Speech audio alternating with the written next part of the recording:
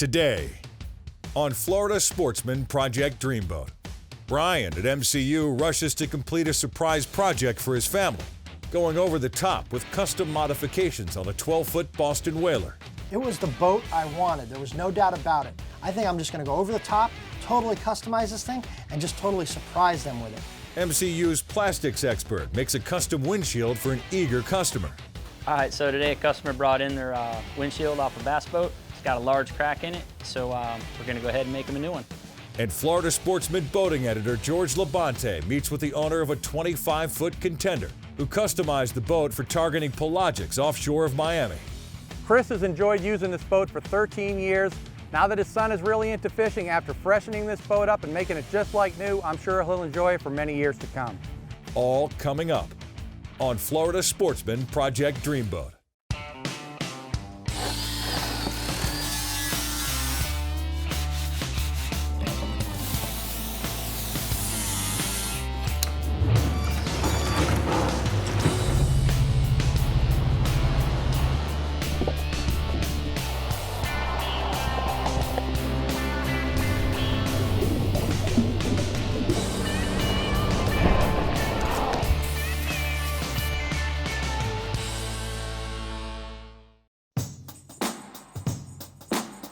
So growing up in the Florida Keys, one of the coolest things that I got to experience was owning my own boat.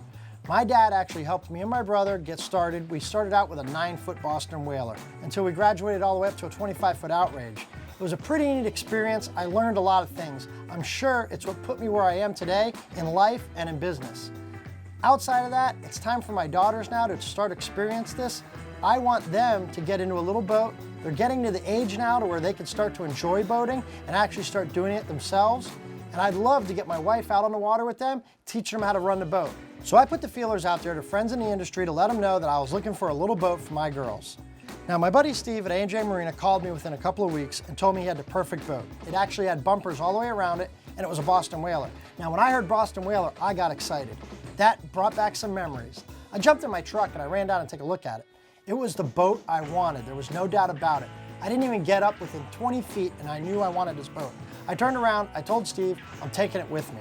This boat is gonna look awesome. There's nothing like having a boat that no one else has. And I'll tell you what, I've been doing this for a long time. I've never even heard of a 12-foot impact Boston whaler before. But I'm realizing how large and how epic this job's gonna be. I think this is gonna be an awesome surprise for my 3 girls. Instead of having them involved with helping fixing it up, I think I'm just gonna go over the top, totally customize this thing, and just totally surprise them with it. I'm gonna get Dave in his boat, start stripping it down, and I'm gonna start laying out some really cool ideas. Brian brings this little whaler in, complete pile of. They definitely drug this thing behind a bigger boat for quite some time and may have forgotten it was back there. It was very, very neglected, to say the least. It's one of the dirtiest boats I've seen come into our shop. I drew the short straw on this one, so that's how I ended up de-rigging it. It's not what I wanted to do, but sometimes we gotta do things here we don't wanna do all the time. It's time consuming, it's just a pain in the butt. You know, the marine environment's a harsh one, and when people don't take care of their stuff, it makes it harder on us. I've seen the girls grow up, and just to see that, you know, be able to be part of this project for them, it's a really cool thing. They're great girls, and they're gonna enjoy it, but I think everybody in the shop is taking a little extra because it's for them, and you know, they're here a lot. They hang out with us a lot here at the shop, so it just means something to us that it's for them. You know, it's not just some guy off the street. This is, you know, family. So don't be mistaken for the aggravation you saw on film. I did enjoy it to a degree, a very small degree. So after a little bit of aggravation, Dave finally got the little whaler all stripped down. I don't see such a big deal. It's only a 12-foot boat, but you know, sometimes big guy, small boat, he's all cramped up. Whatever. It's time for Roberto to work his magic. I've laid out some really cool ideas. Roberto's feeling what I'm thinking, and I think he's gonna be able to bang this thing out, and I can move it on to the paint shop.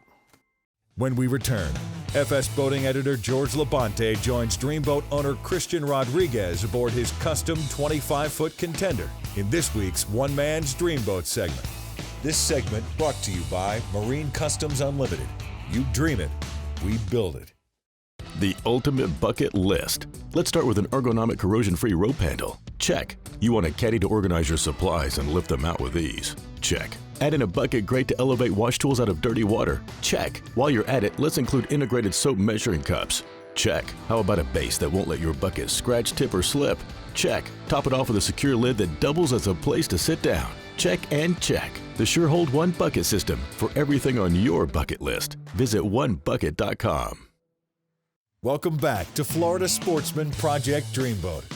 Join us for this week's One Man's Dreamboat segment with Florida Sportsman boating editor George Labonte as we feature anglers who have already launched their dream. Florida Sportsman began these features 30 years ago, and the dreams just keep getting better. This week we're going to take a ride with Chris Rodriguez and his son Christian. 13 years ago, Chris was looking for a boat, and after going through a few starter boats, he found the boat that he always wanted to have, a 25-foot Contender, 1991 model. He bought this boat to fish on, enjoyed it for a couple of years. 13 years later, the boat needed new power, and he decided this is a great time to do a bunch of mods on the boat and freshen it up and make it as good as new. We headed to a spot out in front of Stuart, Florida, where there's a lot of cobias swimming around with a bunch of bull sharks. We found the sharks, they're protecting the cobias. We weren't able to connect with one, but we did catch a couple fish, and Chris's brother-in-law caught a great big jack crevalle, made the day for us. Since the cobia weren't cooperating at this rock pile, we decided to head for the beach, get Chris up in the tower where he had a good vantage point, see if we could find one up in shallow water. I could see Chris really enjoyed being up there. He was seeing everything, turtles, sharks, all kinds of stuff swimming around on the beach. We didn't find any fish there. The water was a little green, so we took a little bit of time to go over the build. Well, Christian, this is kind of an interesting story how you landed on this, but how you came about getting a Contender 25 here. It goes back 13 years ago. Prior to that, you had some other boats. Tell me about the events that led up to this right here. Well, I financed a new boat, bought it at the boat show, and I wanted to have the reliability of new engines and a new boat, and I had that boat for about a year, and it was stolen from me. When it was stolen, it was found a couple days later, completely stripped, engines, everything was gone. It was a total loss, and I said to myself, do I want to jump back into a new boat or go for my dream boat? And honestly, I've always dreamt of the 24.5-degree dead rise, the hull ride, everything. And just the first day I test drove this boat, I couldn't believe the speed I can go in the seas I was in, and I was sold completely. And I said, this is the route I want to go. And so I bought the boat, and little by little, I started putting more money into it and more money into it. It treated me good for the first couple of years until I wanted to repower. Right. And that was the best move I think I did. The fuel efficiency, the confidence in having new engines, the difference in the engines made a huge impact on my fishability, how far I can go. I was doing 0.9 miles per gallon, now I'm doing 1.9. You can't argue with that. 36 miles an hour, and it changed everything.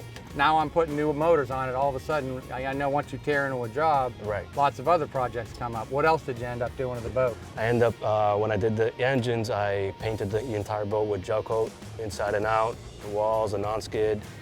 A little while later, about a year later, I added C-deck to the entire boat, the bracket, the cooler deck, everywhere.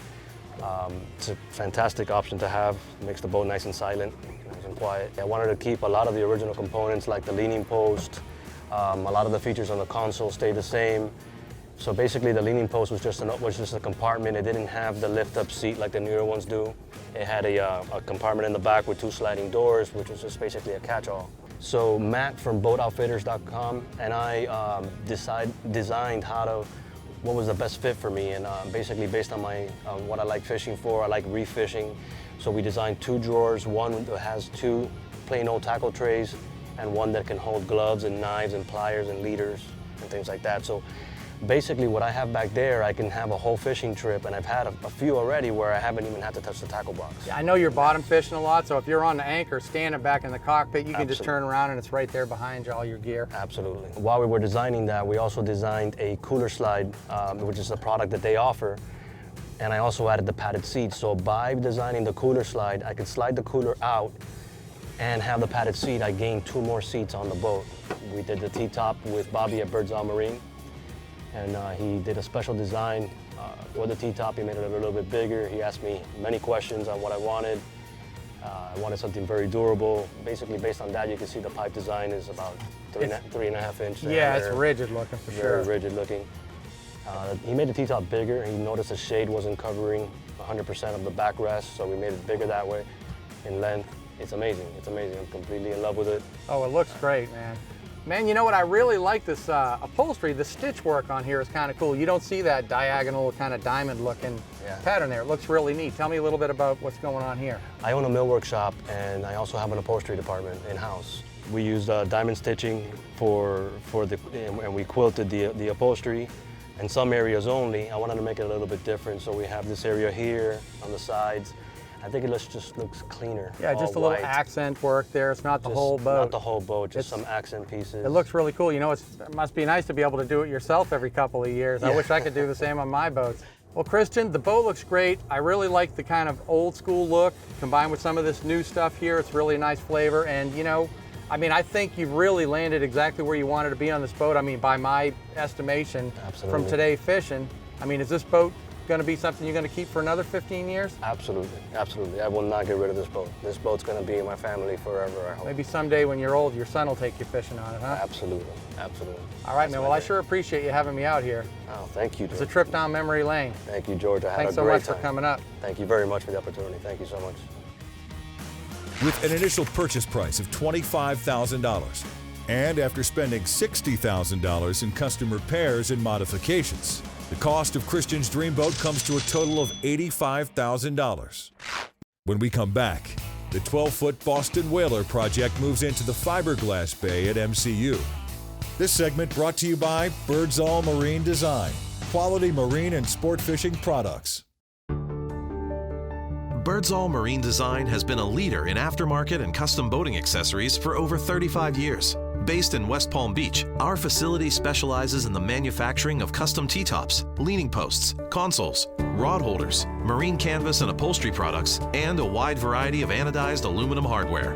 Come visit our spacious West Palm Beach facility anytime, or visit us on the web at birdsallmarine.com to learn more about our most innovative products. Welcome back to Florida Sportsman Project Dreamboat. Join us as the fiberglass crew at MCU adds some custom modifications to the 12-foot Boston Whaler project. So one of the things you don't typically see is a ladder coming out of the side of a boat. I mean, I'm literally going to install a ladder right directly into the side of the hull of the boat. I'm going to insert a custom housing that I'm going to have Roberto build out of fiberglass to where this ladder can actually slide up into. Water is going to be able to get up inside of the housing. I'll put a drain tube on the inside and I'll plumb it to one of the through hulls to where it can get out of the boat. I'm going to have the ability of having a ladder into the side of the boat, so when you're swimming, you can pull the ladder out and retract the ladder back into the housing that we're building. This is going to be a really custom and unique feature. You don't see this on every boat. In fact, you don't see this on pretty much any boat. This is going to be totally unique and one of a kind. So one of the other epic things I want to do with this little whaler is have the underwater lights. I told Roberto we're going to install these things on the bottom of the boat. He didn't understand me though. I told him I wanted 6. The boat's only 12 feet long. Typically you mount 2 of these lights on the transom of the boat. I'm actually going to put 2 in the bow, pointing straight down, 2 on the sides of the hull, and 2 on the transom. This boat's going to be over the top. I can't wait to see it done. 6 lights?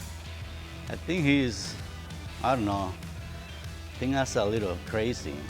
And what I'm thinking is that he's draining my blood. So after convincing Roberto I'm not all that crazy, that this is really going to be an awesome idea and this thing's going to be epic, I explained to him the idea of the shroud that he has to build is to keep the watershed off the light itself. That way when the water is running down the streamline of the hull, it actually will bypass and roll over and around the light instead of impacting the light directly. So if placed evenly on the bottom of the boat, these little shrouds won't let the lights affect the performance of the boat. We got a phone call this week from a customer down in Fort Lauderdale. He was actually looking for a windshield on a bass boat. I explained to him on the phone that if he could find one from the OEM manufacturer, it'd probably be a little cheaper than me building one. He explained to me that he already checked into that and that it wasn't available. That's pretty common. So I'm gonna put Dave on the job. He's gonna be able to knock it out 1, 2, 3. It shouldn't be a problem at all. All right, so today a customer brought in their windshield off a bass boat. It's got a large crack in it, so we're gonna go ahead and make them a new one. We're gonna take a couple of measurements, choose our material, and then we're gonna go ahead and make a quick template. We use cardboard, do a quick little trace. I gotta make a couple marks for myself to know when I'm going to do the bend so that I get it back in the right spot. Once we're done with marking up our template, we're happy. We're gonna go ahead and we're gonna put it on our hot rod and use the heat gun too. What this does is it just gives me real concentrated heat real in one area because I don't need the whole windshield at this point. That's later on when we do the actual forming of the new windshield. This one I'm just trying to get the windshield flat so that when I put it on the new material, I can copy it and it just speeds up the process for me. Once we get both sides flattened out, we trace it out, cut the material, and then we taped the old windshield we flattened back onto the new material and went ahead and routed it. Once we're done with the routering and drilling out the mounting holes, we went ahead and sanded it and polished it. Sometimes I can get away with doing one quick sand with some 320. This one I needed to do a little 220 first and then worked it up to the 320. And then from there we go to the buffing wheel, buff it all out, get any imperfections from everything out so it looks like glass. And then from there we're gonna put the old window back on and make our marks, our bend marks. So we got our material all ready to go in the oven. We put it in the oven, and once we determined it was ready for the bend, removed it from the oven, come back out to where I drew my template earlier on the cardboard, and go ahead and hand bend that and let it cool. Once it's cool and I'm happy with what I got, I move on to the other side, do the same process over again, and then put it back on, check for where all my marks all they line up, and pretty much it. Call the customer and have him come put it on his boat. Good, done. So after a couple hours, Dave got the windshield knocked out and it was ready to be picked up. It looks awesome. I can't wait to call the customer, tell him to come pick it up. When we come back, the team at MCU pulls together to complete the 12-foot Boston Whaler project. This segment brought to you by Power Pole. Swift, silent, secure.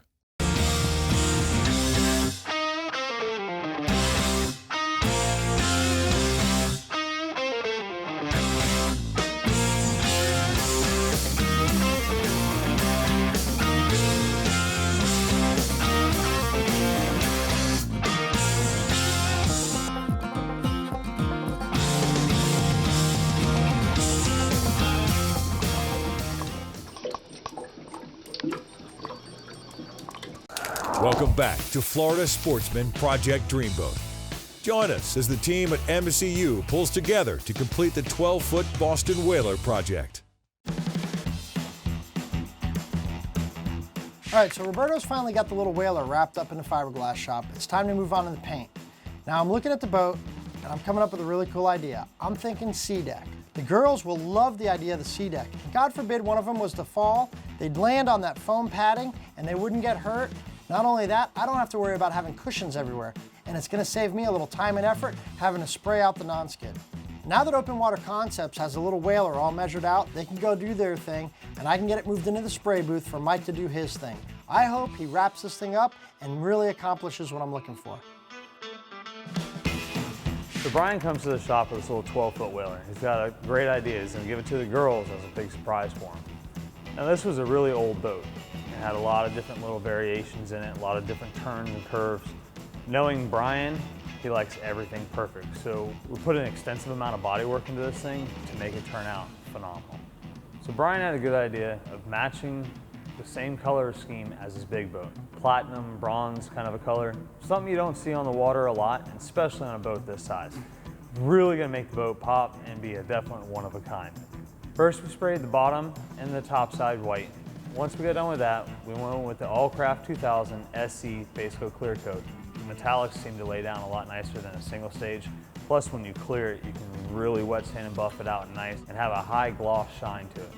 So when he tells us the base idea of what he wants to do with this boat, we kind of thought he was a little crazy. I mean, it's a 12-foot boat. How crazy are you really gonna get with this thing?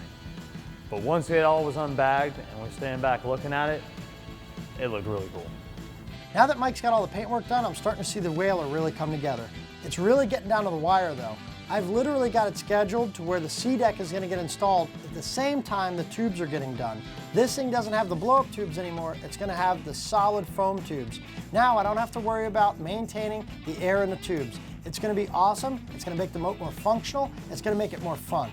So as I'm watching Danny from Open Water Concepts finally install the sea deck, I'm realizing this boat is over the top. Not only is that teak work really give it a yacht look and a feel, but this thing is totally personalized and customized to my girls. They're gonna see that name that we had routed in there from the big boat. It says the Special K's, Kylie, Caitlin, and Kelly, and they're gonna realize this boat is theirs and theirs only. This boat was personalized and made specially just for them. So now that I've got the majority of the cosmetic work done on the little whaler, it's time to start rigging it. I had Steve put a little 40 horsepower Yamaha on the back of this thing. It's gonna be awesome. It's a 4-stroke, it's fuel injected. The kids aren't gonna have to worry about choking the engine.